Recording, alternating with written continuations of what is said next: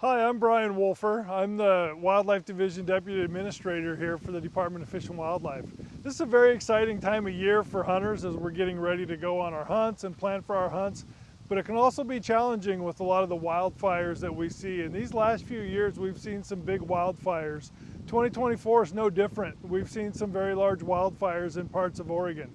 There's a few things that you should know as you prepare for your hunt, and I want to share those with you right now. One thing we really ask of hunters is that you pay attention to what's going on with fire restrictions. Check with the land managers where you're going to be hunting and make sure you know what restrictions are in place for types of fuels you can use for your camps, vehicle use off-road, firefighting equipment that you need to have. We also ask that you make sure you have a good email address in the license system so we have a way to get a hold of you.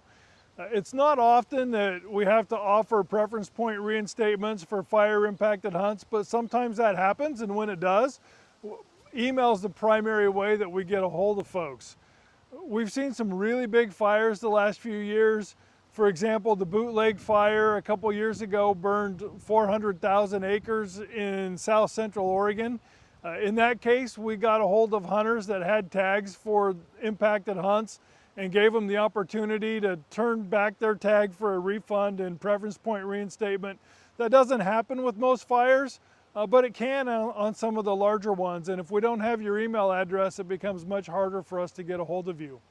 There's a few things that we take into account when it comes to whether or not a fire is so large that we need to make concessions. First of all, we don't close hunting seasons due to fire. But there are times when fires are so large that we look at what proportion of the hunt area is blackened or within that blackened area of the fire. We look at what kind of access still remains for hunters. Are you still going to have places that you can go?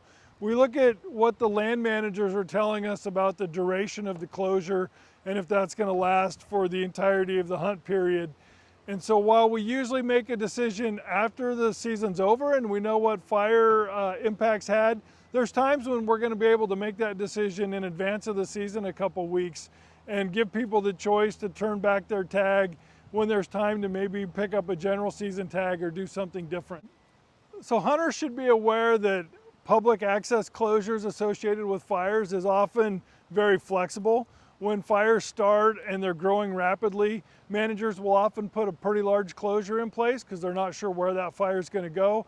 And then as the fire gets under control, we often see those closures start to shrink up and get closer to the actual burned area or active fire area. So make sure you're checking that closely. When it comes to making decisions about hunts and preference point reinstatement, we really do look at that blackened area and what proportion of the hunt was burned by the fire. That's an important piece to us because we'll see those closures associated with it will ebb and flow as that fire is growing and as it comes under control.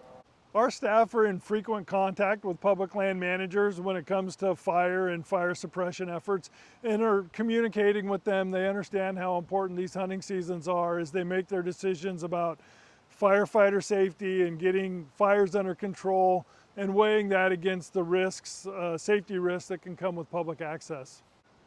Even with these mega fires, it's usually within a week or two before the hunt begins that we have an idea of what access might look like for the duration of the hunt. We often don't know a month or two in advance, so please be patient. Again, make sure that your email address is an accurate email address in the license system because that's the way we're going to reach you if we know that there's going to be a mega fire impacting your hunt.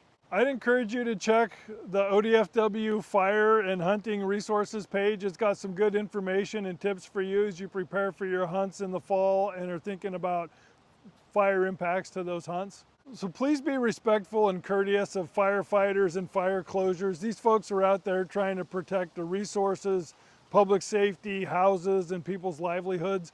When these closures are in place, they're there for safety of these firefighters, so please respect those closures.